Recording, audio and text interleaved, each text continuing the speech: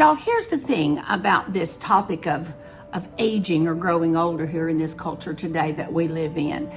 I've identified two categories that most people fall into, one or the other. The first one being denial, which kind of goes like working hard to look and act as young as you can for as long as you can. That's the point. Young is better. And the other being depression. And that can happen to any one of us in our older years. That is, okay, I don't have a purpose anymore. I'm not going to my job. I don't contribute to society. My children don't need me. Even my grandchildren are growing up. And before you know it, a little blanket of depression can push you down because you don't think you have anything left to offer. That's rough. I'm going to tell you the truth too. I've been there. But what if we all approached it with a different attitude, a different viewpoint? How about joyful expectation that these very well may be the best years of our life? Well, I've got 5 practical tips that I hope will help get us there. Let's go there together. Come on, y'all, let's dive in.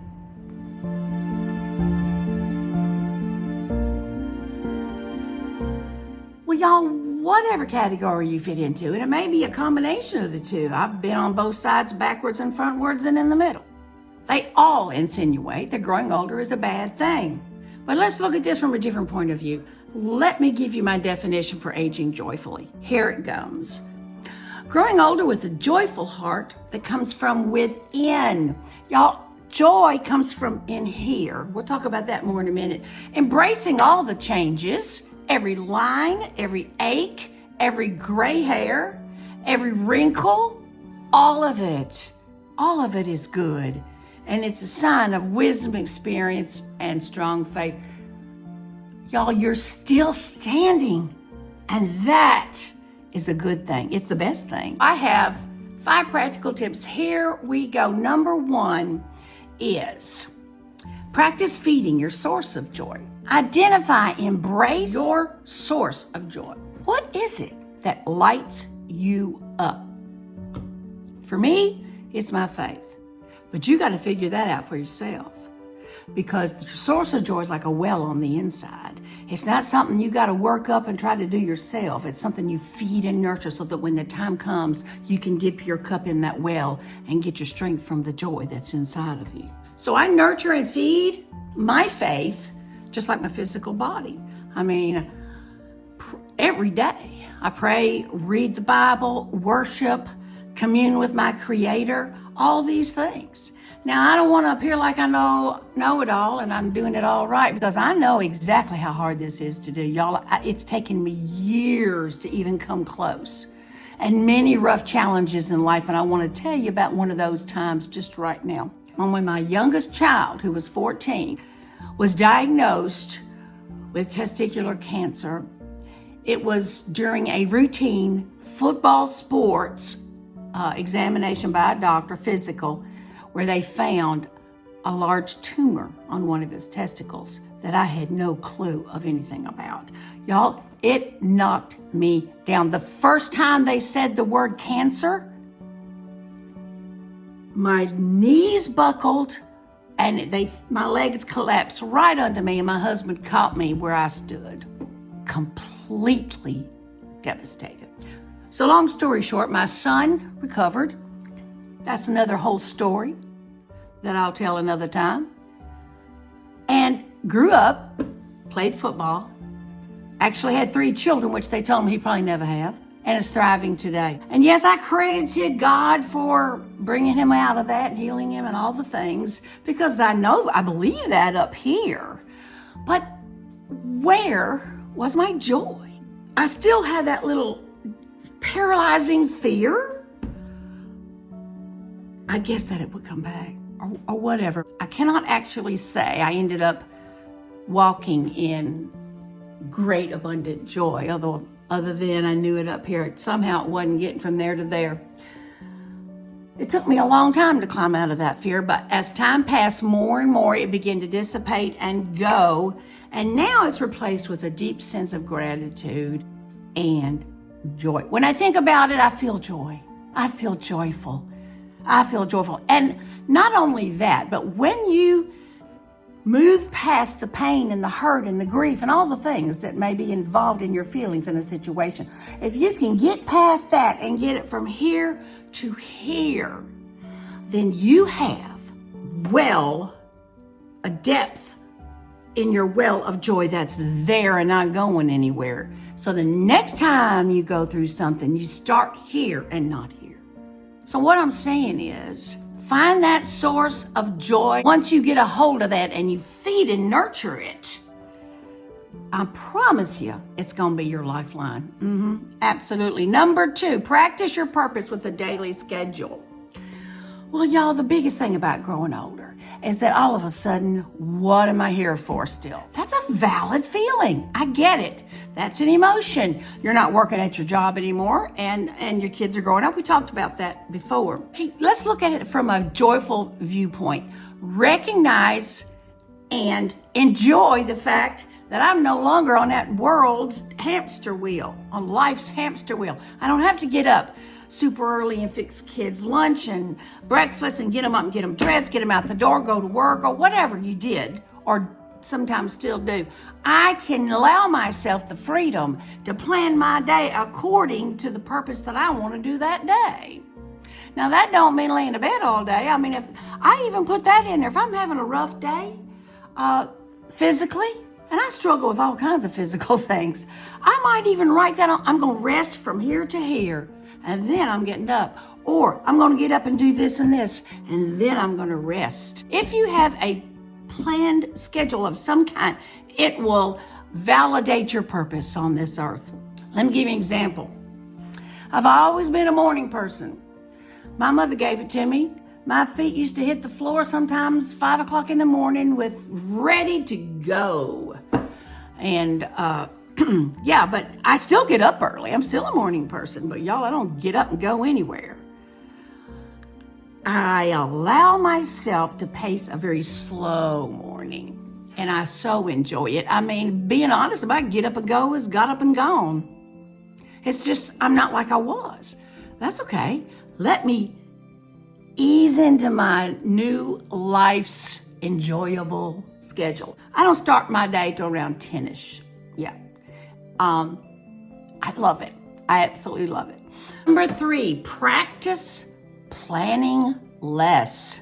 Y'all, I sort of got this from my our dementia doctor. My husband has early stages dementia. That's another whole subject. I've done several videos on that, and I'll put a link in the description box below for some of them. Every single day, I make his list out.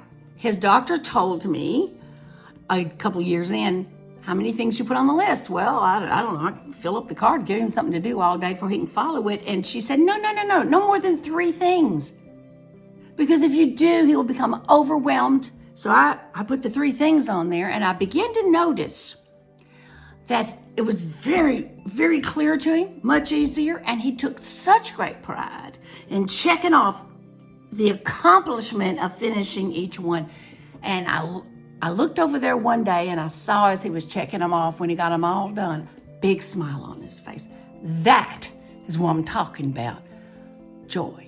And I almost cried. I said, wow, what a simple thing. Why don't we all do that? What is it in our culture that makes us want to go? I got to do this. It's hard to let go of that because we don't feel productive. Society tells us we're not productive if we don't do all of it. But 3 things, everything you do is an accomplishment, which means you have a purpose. Number 4, practice a joyful perspective.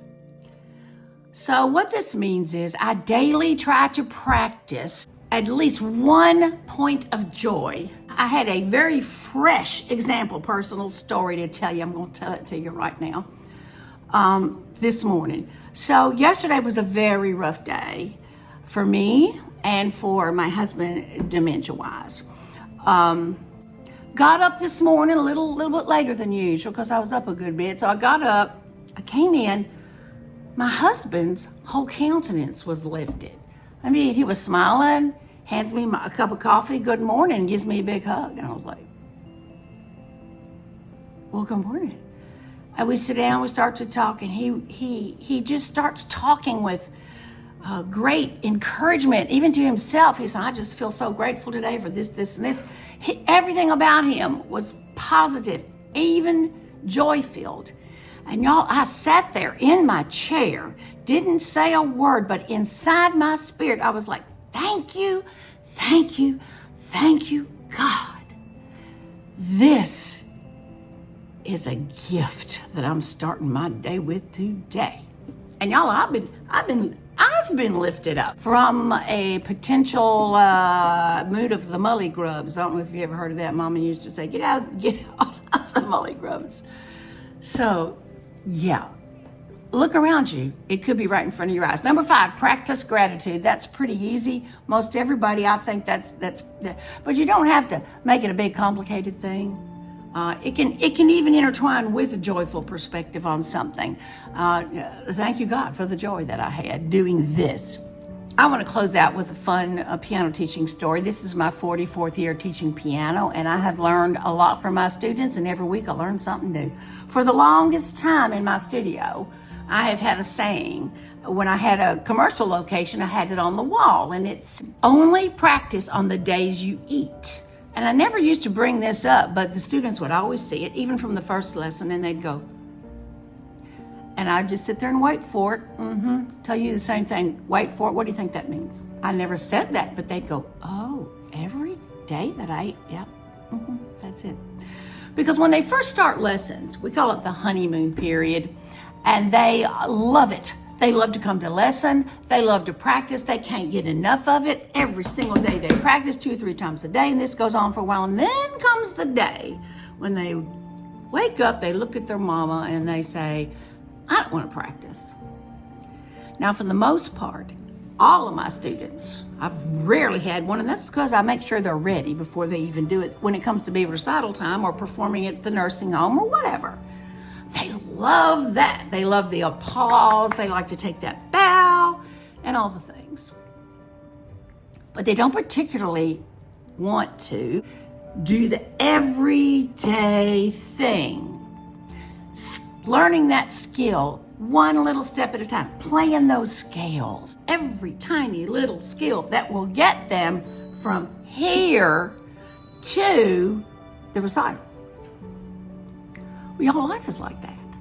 Life is like that. Nobody gets anywhere quickly. That's why growing older is such a beautiful thing. We've had a lifetime of scales and small skills. Isn't that the truth?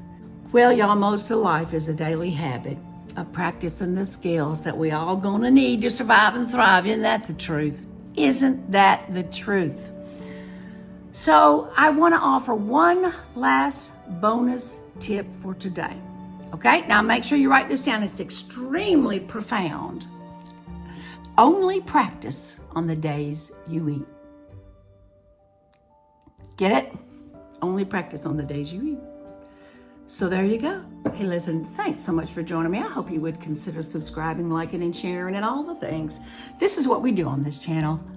It is a channel that celebrates life because I want you to live your best life. I'm doing my best to live my best life. Isn't that the truth? Let's do it together, all right? So y'all be blessed. Find something to smile about today. Hey, I'll see you next time. Bye now.